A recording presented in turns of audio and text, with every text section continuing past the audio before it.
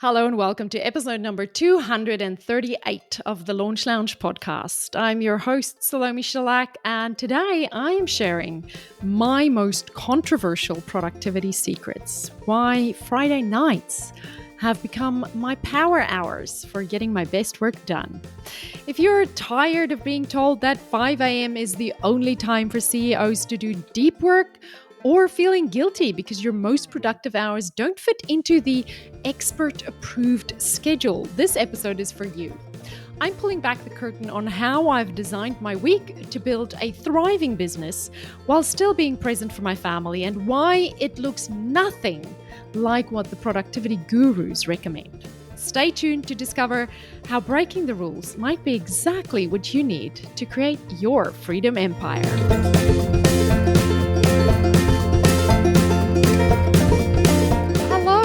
Welcome to an episode dedicated to the weird ones, the odd ones, the neurodivergent ones, the ADHD ones, the ones like me that have been listening to productivity gurus for yonkers of years and always kind of went, yeah, I just don't get it, or it just doesn't work. Just doesn't work, man. Does not work for me. And this is coming from someone, I will tell you, I do actually get up at 4:30 every morning, right? The reason I don't go around telling you that I get up at 4:30 is because I hate it. I absolutely hate it. But swimming starts at 5, right? That is when we swim. The gym starts at 5. That is when we gym. And I signed up for that so that I can come home and have enough time to do my hair and have enough time to get my kids off to school. But I don't start work until 9:30, right? I do not. But if I want to go to the gym and swim, which are things that I absolutely need to do to keep my brain healthy and my body and this perimenopause shit under control, then I got to get up at 4:30. But that doesn't mean I've joined the 5 a.m. club. I still think the 5 a.m. club is bullshit, right? So I want you to know that if there has ever been a part of you that have gone, what these dudes, and they're mostly dudes, let's face it, what traditional wisdom about productivity says, if there's any part of you that have ever rebelled against it, then you're in a safe space today. I was diagnosed with ADHD at 42. I'm 44 now. And I have had 2 years of therapy. I am on like a year and a bit of medication. And I spent the entire 2024 really just chilling and putting no pressure on myself for any business achievements. I was seriously just like, we're going to cruise, we're going to clean this thing up, we're going to create some simplicity.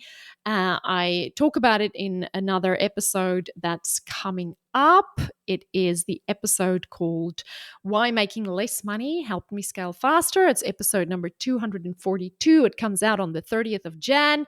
So if you're listening to this today, then you got to wait until the 30th of Jan to hear all about that. But I have really decided in 2024 that in order for me to be at a healthy space, I need to allow myself some time and some space to explore what doing business looks like when I'm doing it embracing the normal needs of my brain, not the normal needs of the gurus, right? So what I've learned is that I navigate times of extreme hyper focus where I get more done than most people if I can shut myself in a quiet space, work uninterrupted for hours on end. The other thing I really love about those periods of hyper focus is I get a ginormous dopamine hit from being able to shut myself in a quiet room for many, many, many hours and do what makes me happy, create content, think about things, come up with new ideas. I love it.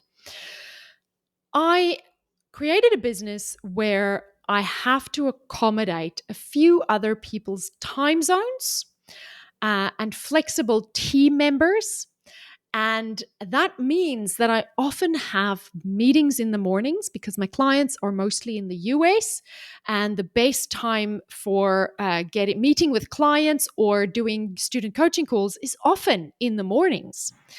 And so, the gurus say do your best work first and leave the meetings for the afternoons. But if your clients need to have a meeting and they're on a different time zone and the best time to meet is at 9:30 in the morning, yeah, meet at 9:30 in the morning. But I will tell you that if I have come out of a client meeting, or maybe two or three, sometimes it's two or three, by the time it's midday, I'm not going to be doing my best work in the afternoon. Also, I noticed that after 2 p.m., my brain is absolute mush. Between the hours of 2 p.m. and 5 p.m., my brain is mush.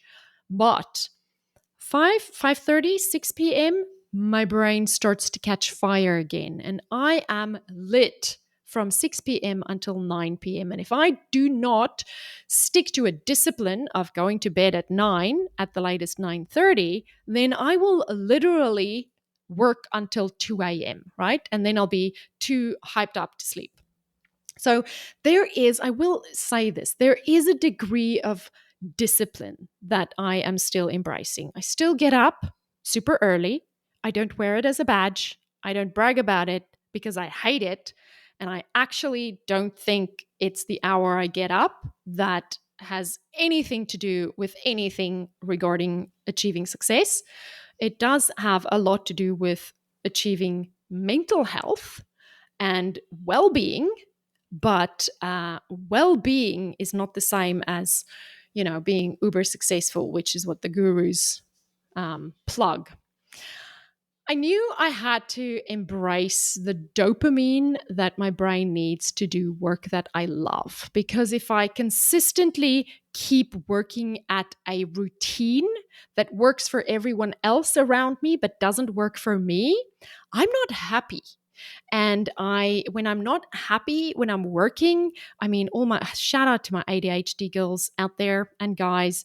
Like, if we don't want to do something, we don't want to do something. Like, my brain can be like a freaking toddler sometimes and just be like, no, I don't want to do this, right? So I started noticing that I do my best work on Friday afternoons and Friday evenings. And when I thought back, I realized that I had actually done that for a very long time. I remember sitting behind my desk at 7 p.m. on a Friday evening, feeling really guilty that I'm not spending time with my husband and kids back in 2017, 2018. This is when I was still freelancing as a Facebook ads manager. It was just me in the business. But I knew if I had to sit down and focus and set up clients' ads, which is a task that requires full focus and concentration and zero interruptions, then I need quiet space. And I had just kind of accidentally created this habit of sitting down on a Friday night as soon as everything's quiet and getting work done, getting that deep thinking work done. I noticed that I can focus when everyone else goes away. Even like I can create artificial barriers by like switching off notifications, telling people I'm away. But if my brain knows they're waiting for me, or my brain knows there's emails coming in, or there's something happening that involves communication with other people, connection with other people, it's harder to focus. But on a Friday night, no one is looking for me. If you want an easy way to build an audience that is ready to buy without wasting money or pulling your hair out trying to work the tech, then get the free 5-day Facebook and Instagram ads training now. In just 5 days, you'll learn how to set up high-converting list-building ads, navigate the ads manager like a pro, and master the exact formula through profitable ad spend. No fluff, no guesswork, just proven strategies that work. The best part? This comprehensive video training is completely free, and you'll get lifetime access to our brand new 2025 edition as soon as it launches.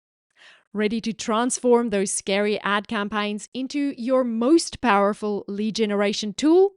head over to thelaunchlounge.com/get my ad up or click the link in the show notes. Don't wait. Your future customers are scrolling through their news feeds right now.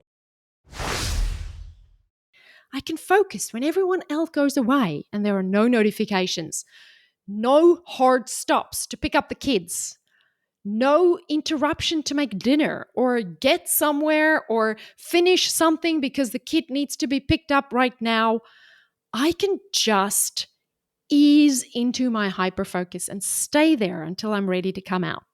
So Friday evenings became my most productive time to think and to create content and to strategize and to come up with new ideas and to solve problems and to do all the amazing things that my ADHD brain, that can see a big picture and that can see patterns, is so good at when I have that space. But she's so bad at it when she's constantly looking for interruptions. I have stopped trying to make my mind fit into neurotypical routines. I have stopped feeling guilty about working on a Friday night when I've basically spent the entire week flexing to the needs of my family, my team, my clients, and my students. And I get to work for me then. Yes, it is inconvenient for my family, but it would be more inconvenient for them if I didn't have this flexible schedule that can accommodate them in the afternoons, when they need the doctor's appointments and to be driven around to all the activities and, to do this thing that comes up and to go get the birthday present that they forgot about and all the things that was the reason I created this freedom empire in the first place, that can so easily end up becoming everyone else's freedom empire and your own jail. So I had to sit down and explain this to my husband, because my husband has the luxury of leaving the house every day, going to an office, focusing what he needs to get done. And I'm sure there's plenty of interruptions there as well. But there is a luxury in being able to leave the house, not have to deal with the dog or the Amazon deliveries, and go and sit in a different space, not have a hard stop when the kids need to be picked up from school and they need to juggle, getting the emails done while you're waiting for the doctor's appointment or doing the thing or talking to the team member quickly in between driving up and down. He has privilege in that regard. Now, I don't want to swap my privilege for his privilege for all the money in the world. Don't get me wrong. I will never work for a boss, and I will never sit in an office in a corporate location with colleagues and meetings and all that jazz. I hate it. Don't want it. I want this freedom. I want my freedom. But I also understand that by conventional work rules, Friday night is a time off. But I don't have a conventional work. My work is purposefully designed to be done from the home with max flexibility to make raising kids easier. I pay that price, and I call it a price because it comes at a cost to me. I get interrupted. I have to move things around to get them where they want to be and to, pick up the things that they dropped. I have a hard stop when that school bell rings. But this is the freedom I wanted, and I won't trade it for anything in the world. And its main purpose is to provide that scaffolding for my family. Its main purpose is not to allow me to do my best work in a way that works best for my brain. That looks different from this. And I tell you this because I want you to know that time management gurus, especially if they're men, and especially if their message is designed around achieving success or accomplishing more, has no idea about the realities of mothers. Usually, they have no idea about the reality of being a neurodivergent woman, and they don't know what works best for you in your circumstances at this time. Sure, some of their advice is generally good advice, but so is drinking more water and getting more sleep.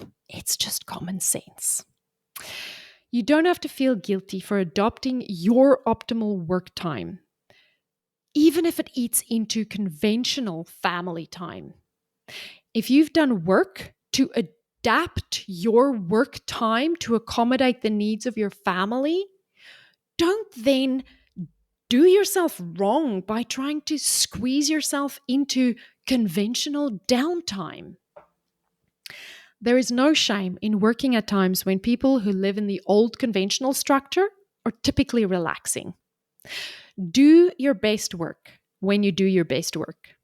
Embrace it, stop feeling guilty about it, and make sure everyone else who benefits from the flexibility of your work also supports your choice to work at times when they would typically be home relaxing. Let them pick up the flexing and the bending and the parenting and the dinnering and the grocerying and the doctor appointments on a Friday night. Why can't it happen then? So, if you perhaps maybe have ever felt guilty about working weird hours or breaking with traditional productivity rules, consider this your permission slip to do what works for you. Remember, you built this business to create freedom, not just for your family, but for yourself too. Yes, that freedom comes with a responsibility of being available during those school hours or managing the afternoon chaos, but that doesn't mean you have to force your best creative work into someone else's ideal schedule. Your brain, your circumstances, and your needs are uniquely yours. Trust them, honor them, and know that some of your most brilliant work might happen, like mine, at 9 p.m. on a Friday night when everyone else is sitting down to watch a family movie. And that's perfectly okay. If this resonated with you, or if you have ever felt at all in any way alone trying to figure out what being successful or being productive or doing the right things in the right order with or without a neurodivergent brain means to you, send me an email. I'd love to hear your story. The email address is podcast@thelaunchlounge.com, and tell me when you do your best work. I bet you'll discover you're not alone in finding your CEO groove during unconventional hours. I want to hear from you, really, because this is something that's close to my heart. And I want you to know that you're not alone. And speaking of doing things differently, make sure you tune in for our next jaw-dropping, incredible, mind-bending episode on January 21st. This episode is called Why Hot Leads Ignore Your Ads. And here's the fix. And if you've ever wondered why people who know you, like you, and trust you, who are on your email list, who shows up to your webinar and tells you what a great job you did and how much they loved the content, are literally scrolling right past your sales page and your ads, then I have a counterintuitive reason that I'm going to share with you so that they can stop ghosting your ads and ghosting your offers. And I'm going to share with you exactly how to fix it. Until then, I want you to keep building your freedom empire your way. And I'll catch you next time. Bye. Before you go, if today's episode helped you, imagine how many more lives could be transformed if other creators, coaches, and experts found these strategies too. Your shares and reviews help more course creators discover how to get their knowledge out into the world. Please take a moment to rate the show and leave a quick review. When you do, we get to reach more people and we make a bigger impact together. Because when more people who help people succeed, the world becomes a better place. Thank you.